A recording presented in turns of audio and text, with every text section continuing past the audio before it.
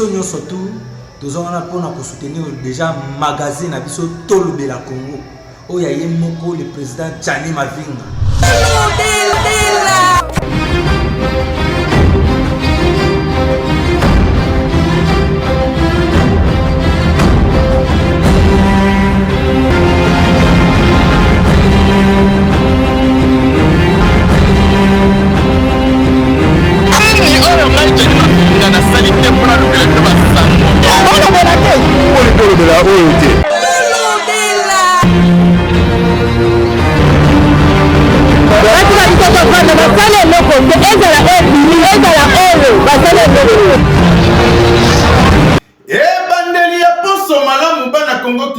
Congo Brazzaville, Mokili Mobimba, Bisso, magazine Tolobela Congo, tozalaka toujours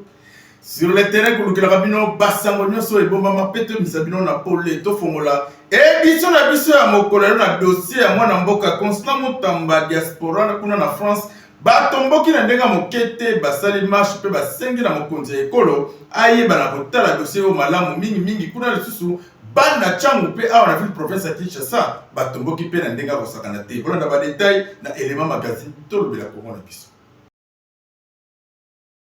Mikolo oyo Congo RDC ezali koningana ndenga osakana te bato nyonso bazali kozela procès ya Mutamba oyo bazali kozela po bakata yango mokolo ya le 27 baimboka nyonso bazali na bango contre dossier ya Mutamba oyo ata mutu moko te azali kosepela na yango balobi ezali tricage to bwaki lisu na ngambo ba diaspora kutu bango basali kafumba na marche na ndenga kosakana te bazali kosala na collecte balobi bakangisa mbongo wana oyo soi-disant mwana mboka Constant Mutamba a détournaki bazongisa yango kasi selo ba information oyo tozwaki ezali ke mbongo yango peza nango détourné te kasi ezali nde procédure kakeke malamu te bamususu bazali koloba tentative vol ezali vol kasi toyebi ebele na Congo RDC oyo bayiba bambongo ya ndenge na ndenge bafanda ngol bafanda bapale bawadame pe babadi na bana na bango basi nango bazali kotala ke papa na biso ayibaki mbongo basala bango pe loko te kasi na tour Constant Mutamba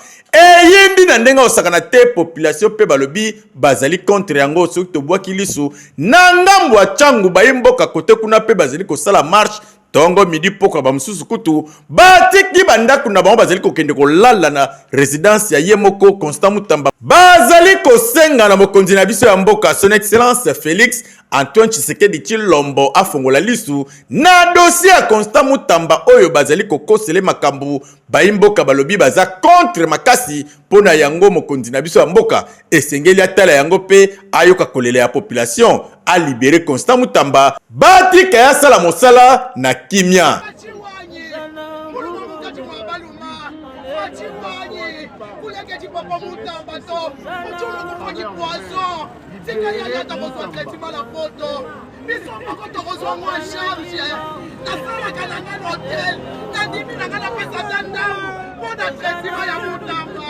Papa Fajiwani, na kitisima ya biso, kotika biso te, yoka biso mama, Papa Fajiwani.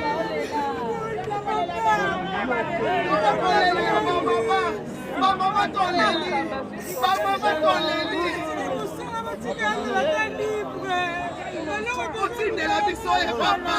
Mokonzi na biso ya mboka Fachi Beton yoka ndenge ba mama batangisi pinzoli na ndenge osakana te bazali kolela bazali kosenga na yo o trouver solution na dossier ya Mutamba yo olobaka soki ozi pouvoir na yo okobimisa nde nouvelle classe politique kasi batata pe bakokobaro banganzama na pouvoir banda série ya Kondo Kasavu baye na Kondo Mobutu baketi na Kondo Kabila na Kabila le fils ba travailler bazali koyoka te lelo baza pene na yo balingi toujours basala mosala ya mabenzinga na opo population lobaki yo zeli ko rendre un bon service na population nzokande ozande mal entouré bato sengelo travailler na bango ba Mutamba bango yeyo balobi likambo oyo mimisi Mutamba ngambo yango yo. Il faut changer des classes politiques et le plus vite possible. Il faut la changer. De gré ou de force, c'est une opportunité pour le président de la République actuelle, évidemment, d'impulser une dynamique nouvelle de changement. de instaurer le système de sanctions. Le problème de ce pays, la classe politique aujourd'hui, la classe sociale se protège entre elles. Tu verras que Oyo Anamasa na union sacrée, et on remarque même que Ndambu Baké na union sacrée. Tala bien. Donc, basali na Mobutu, basali na Laurent Désiré, basali na Kabila, et yo kani entre eux, écoutez, binobo kende na union sacrée, bisoto tika la koto yo, donc na ba cabinet na bango bokende bo vérifier, yo kabana ya ba oyo nde bazakuna. Donc, du coup, ceux qui boké, bolingi bo fongo la dossier contre Oyo, omona, groupe moroké, omona, hein, soit appareil judiciaire, soit proche influent ya Mokonzi. Non, beau toucher était sinon cohésion sociale, papa. Cohésion sociale face à la misère du peuple. Les mêmes causes produisant les mêmes effets, oyo koti mais oana mi enrichir, hein, komi patron, ebembongo ebele, bisope to sanini, bisope toiba. Pour que quelque soit prêt. Magazine tolobela Congo na biso, tozaka kawana pona kolobela, yamalam tolobeli, yamabe tolobeli. Magazine tolobela Congo, tokolobela Congo.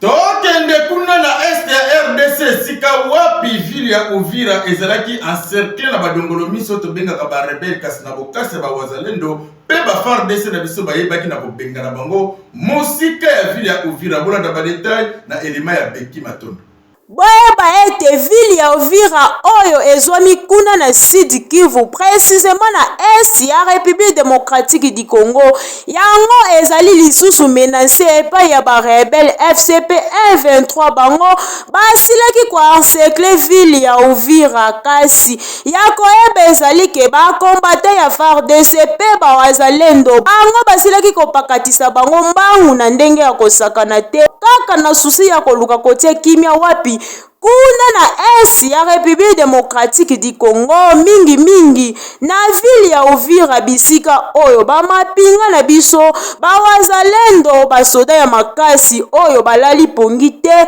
na tina ya koyeba koluka ko gagner ville ya Uvira pona population oyo bazali kuna ba vivre na kimia pona population oyo baza kuna ba vivre na bango na kimia te bazo vivre lokola baza bapaya orke baza na mboka na bango moko. Yango biso magazine tolobela Congo na biso tomitunaka mituna ezalaka nini tangu nyonso monguna ya Congo alali pongi te azoluka tangu nyonso kozangisa population ya mokonzi ya mboka ye nani Félix Antoine Tshisekedi Tshilombo bakiselaka Faci Beton kimia kasi yepe alobi akolala na ye pongi te nzoka nde yepe alobi akolala na ye pongi te pona mabele ya Congo oyo ezali mboka na ye pe pona peuple na ye ya ekolo Congo mobimba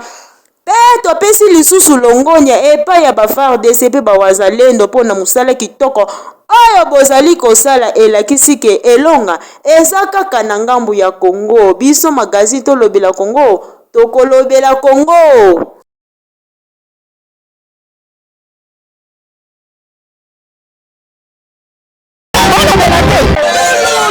Mikolo oyo bouclage ezali kosala manakati ya ville province ya Kinshasa kasi ekomi koleka ndelo na ndenga mokete banda komi na Selemba okuna na quartier Mbala na Badiading pe bana monga fula na mitendi pe kimvula bakomi kolela se kolela bakomi kobenga yango opération bikangela mwanzela ndenga osakana te sopi bakangi yo ata ozana na infraction te kobima na yo ezosingaka bamande kuna na kimvula population batombokaki na ndenga mokete bakangaki route de Matadi kotumba bapineti mwana mboka le premier citoyen komi na monga fula asalaki descente Séverin Lumbu mpona kokalme population asalaki pasi na ndenga osakana te bona na badetail na élément magazine tolobela Congo na biso. Mikolo oyo baimboka ville province ya Kinshasa bazali kobika na difficulté na ndenga osakana te jeunesse congolaise ekomi nango ciblé likolo ya ba couvre-feu oyo bache na kati ya mboka na biso mingi na ville province ya Kinshasa baimboka bazali kolela se kolela tongo mosusu elekaki kuna na quartier Mbala na commune ya Selemba o ba jeune basutuka boye Kamaze kitela bango na 19h opération kanga kanga na oyo asali likambo na oyo asali likambo te ezali kosala pasi na ndenge osakana te elongwe na quartier Mbala kuna na Badiading na commune na Silembau ekomi kuna na commune na Monga Fula na Kimvula na Mitendi baje na quartier batomboki balobi balebi na bango bikanga kanga oyo bazali kokanga bango bakomi kobanga na 18h 19h moye kutu ocha zolo libande zate ba misusu bakendaka misala na ba embouteillage ya ville province ya Kinshasa mutu soka moni kaka 20h beteli na nzela akomi koluka esika lala po moya koma na quartier na ye eza nango te po kuna kutu il paraît na ba FARDC bakomi kokanga baimboka ekomi kosala mabe makasi na tongo balamuka bakanga route de Matadi ba jeune batomboki balobi balukila bango solution ndenge ye moko le premier citoyen commune na Monga Fula mwana mboka excellence Séverin Lumbu Malamba oya yina bureau na climatisé ye tout le temps sur terrain pour kota la population ezali ko bika ndenge nini akitaki mbangu kuna na Kimvula esika wapi ayaki kosolwa na ba jeune na lombango ayebaki pe kosala réunion moko pona makambo etali sécurité na kati ya commune na ye ba imboka babika na kimia na micro magazine tolobela Congo na biso boyoka ndenge nini ye moko excellence Séverin Lumbu Malamba l'homme du terrain atalisaki pasi na ye. Notabilité, la jeunesse, les mamans, sans oublier le chef de groupement, chef de quartier. J'ai été accompagné par le conseiller municipal Jacques. Ensemble, nous avons pu trouver solution que c'est il faut que chacun de nous puisse participer dans cette sécurité dans le cadre du comité local de sécurité. Baimboka ya quartier Mitendi pe Kimvula batondisa makina sai komona bourgmestre na bango kokita pona koyeba problème ni ezali kotungisa bango esalamaki kitoko na ndenge osakana te monsieur le maire azalaki ye moko te azalaki accompagné na mama chef ya quartier ya Mitendi pe na chef coutumier ya groupement Mbenteke Futi kuna na commune na Monga Fula chef Giki Nzondi bazalaki wana pona ko accompagner mokonzi na makambu nyonso tu esalama na ndenge elongo bani biso magazine tolobela Congo na biso tozali kosenga na bakonzi ya mboka bo mekana ko tia peuple kinois na kimia na lekeleke po esale loko boye kitoko te mabe makasi boko kanga ba innocent bo memi na kasho suka nango avabima amande même tasake loko te mabe makasi magazine tolobela Congo na biso tokolobela Congo.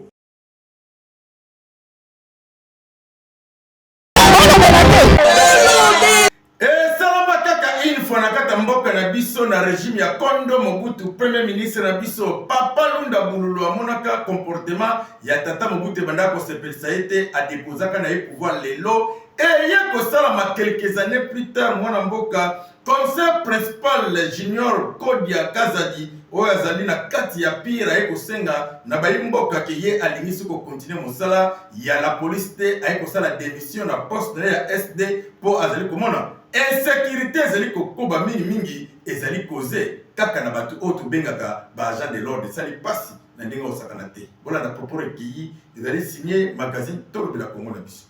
Bonjour, je me présente, je suis le commissaire principal Mbosso Kazadi Junior. Je suis S2 à la Légion nationale d'intervention. Je viens aujourd'hui faire cette vidéo pour annoncer, puisque j'ai déposé ma démission, je crois qu'elle a été refusée, mais je viens le dire devant toute la communauté congolaise, où qu'elle soit dans le monde. Je démissionne par rapport à tout ce que je découvre dans cette police. Le chef de l'État veut un changement. Le chef de l'État veut que les choses changent. Mais les choses ne changent pas. L'insécurité qui règne dans la ville de province de Kinshasa est une affaire dramatique. Les raisons qui me poussent à démissionner, c'est tout ce que j'ai découvert dans cette police. Dans cette police, on ne veut pas donner du travail à ceux qui veulent vraiment mettre fin à cette criminalité. On ne veut pas donner les fonctions adéquates aux gens qui ont cette capacité, mais on laisse fonctionner la police avec des gens qui sont nullement capables de pouvoir résoudre ce fléau. Les criminels aujourd'hui sont en puissance dans la ville-province de Kinshasa et un peu partout dans la République démocratique du Congo, suite à leur alliance qu'ils ont fait avec la police. Les policiers les protègent. Lorsque vous les arrêtez, vous les mettez aux dispositions de la justice, ils disparaissent du district, ils disparaissent du commissariat. J'ai des exemples, j'ai des vidéos que je peux montrer, ou des gens qui ont été condamnés dans des audiences foraines, qui sont aujourd'hui en liberté. On leur pose la question, qui vous a libéré? S2, on vous pose la question, commandant district, qui vous a libéré? Bah, libéré un IP, qui m'a libéré là? Alors c'est un peu décourageant. Alors moi j'ai décidé de démissionner pour ne pas participer à ce que moi j'appelle un génocide. Je ne veux vraiment pas y participer. Je démissionne et je préfère retourner à la vie civile, me concentrer à autre chose et trouver autre chose à faire. Voilà pourquoi je démissionne. Le numéro 1 de la police, le général Alonga Boni, a donné la marche à suivre. Mais tous les données qui lui sont données sont erronées. Je vous donne la preuve, les opérations qui se font de bouclage, de tout ça, ce sont des opérations non ciblées. Si ce sont des opérations ciblées, qu'il vous présente, comme nous l'avons fait dans ce bureau ici, telle personne, il a tué telle personne, voici les plaignants. Telle personne a coupé le bras de telle personne, voici les plaignants. Nous avons donné dans ce bureau ici les premiers condamnés dans le district de Funa. Nous avons démantelé BG, Bomaye, tout le gang, plus de 32 personnes qui ont été condamnées. Nous avons démantelé le trafic de faux billets. La dame est dehors, elle continue à travailler. Alors nous, ça ne nous arrange vraiment pas de pouvoir continuer dans ce système-là. Voilà pourquoi moi je démissionne. Na éducation uta masolo ba chef coutumier et banda te monana no te chef coutumier moko akanise la population ko sala moi eloko moko ya malonga lelo chef Blanchard et Pipo azali chef de groupement qui monte matadima yo azali le sous conseiller ministre intérieur en charge ya affaire coutumière akanisi ba imboka na ko sala œuvre sociale kotongela bango kafumba na école oyo ba activité nango ekozala vraiment na ndenge osakana te bazali déjà ko sala ba travaux abengi ba parents nyoso le 1er septembre ndenge l'état congolais lobaki rentrée scolaire officielle batinda bana po baya kotanga na ba conditions ya malonga éducation ya solo côté minerval pri ya Niampol. Uta masolo ba chef coutumier et salama nango awa na se ya mabele na se ya moya nzakomba to mona na biso te chef coutumier a raisonné ko sala œuvre sociale moko oda bayimboka babika nango kasi lelo na komi na monga fula na quartier Sebo na petit panier esika wapi kafumba na école ezali ko salama Yaye moko le chef coutumier pe de groupement qui mwenza matadima yo na commune na monga fula chef Blanchard et Pipo oyazali conseiller ministre intérieur en charge des affaires coutumières azali toujours na makanisi malamu pona kosunga bayimboka babika na ndenga osakana te abandi kosala ba œuvre na ye na kotonga kafumba na école oyo ozali komona collège les élites anansele ye atie kombo ya mama oyo abota ye pe à son âme à lobby alingi à soutenir bayimboka batanga na ba conditions ya malamu et puis école moderne na ndenge osakana te na ba primoko ya muke na pri ya Nyampulo ye okotangisa mwana no ndenge osakana te wana ba reporter na magazine Tolobela Congo ba kitaki wana sur le terrain pona kozwa ba image kotala ndenge nini misala ya école oyo zeli kosala mabosimba ete école oyo e kozala na ba salle climatisée bana tamba zeli kozonga le premier bakotanga na ba conditions malonga kutu côté etali ba matériel didactique olobana ote chef Blanchard et Pipo azali vraiment na moral ya malonga azali kosala mosala na ndenge ya kosakana te ba idée ya solo alobi alingi bana batanga na ba conditions malonga parce que jeunesse yango nde salaka Congo ya lobby na micro magazine Tolobela Congo na biso boyo kandenge nini yemoko les grands chefs coutumiers chef de groupement qui mwenza matadima yo chef Blanchard et Pipo atalisaki esengo na ye. D'abord on va se battre Kinshasa ndako na nga ezali chef Blanchard et Pipo Zolo chef de groupement qui yo et puis chef de village Funa Kilango makalisi oyo ezwaki nga parce que naza leader babenga leader des opinions nazali chef coutumier chef de groupement naza pe mukolo mabelo ya kimwenza onatali na famille na biso totongana na école te biso de tokola mukolo mabelo tosala œuvre moko socialité biso moko toza bakolo mabele wana eza eloko oyo ezozongisa culture na biso bateke oyo mosima. Alors yango wana nayoki kozwa likanisi ya kosala eloko oyo ekokotikala mpona libela kombo mpe ya kimwenze etikali ke non un certain chef de groupement Blanchard epi Polozolo na groupement kimwenze batalimayo atongelaki biso habita na ye banotable na ye ya kimwenza école kombo bakino ezobunga parce que nde tokabula mabele tozopesa bato bazoya bauti Mbujimai bauti Mbandaka wapi bazoya na Kinshasa biso mpe peut-être que moto minoritaire na niveau ya ville ya Kinshasa. Alors ba œuvre na biso ne kosala ke bakonti bayeba na biso bamona na biso yango wana nazwaki likanisi ya kosala école pour kombo mpe bunga te. Alors ngai chef Blanchard epi Polozolo et tant que chef de groupement ya kimwenza batalimayo nasali œuvre oyo po ete etikala monument ya groupement kimwenza batalimayo so baotala école collège les élites anantele d'abord eza comme maman botinga soki naza chef na kimwenza lelo c'est grâce à ma mère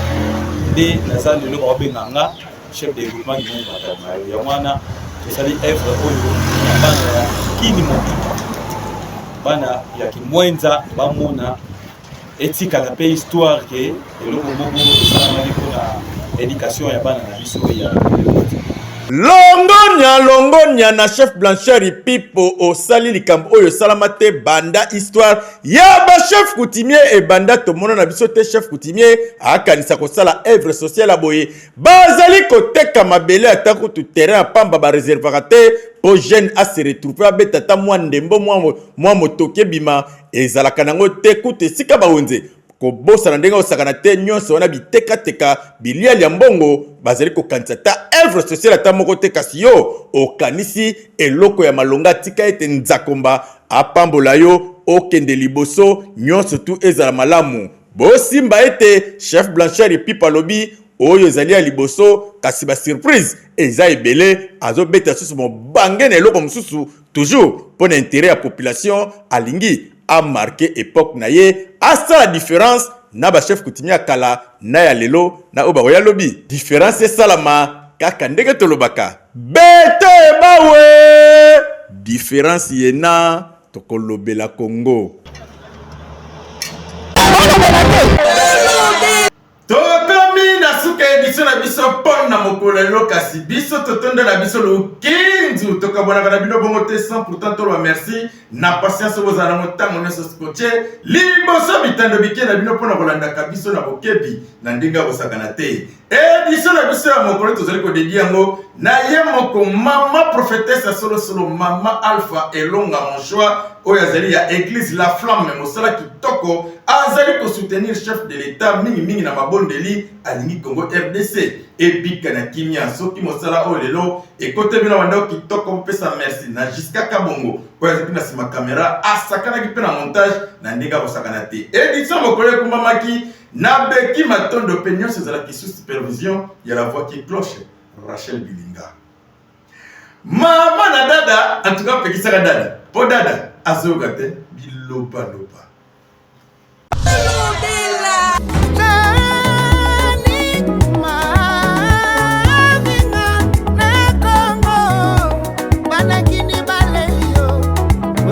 Belina bango na magazine tolobela Congo Belina mama na kisi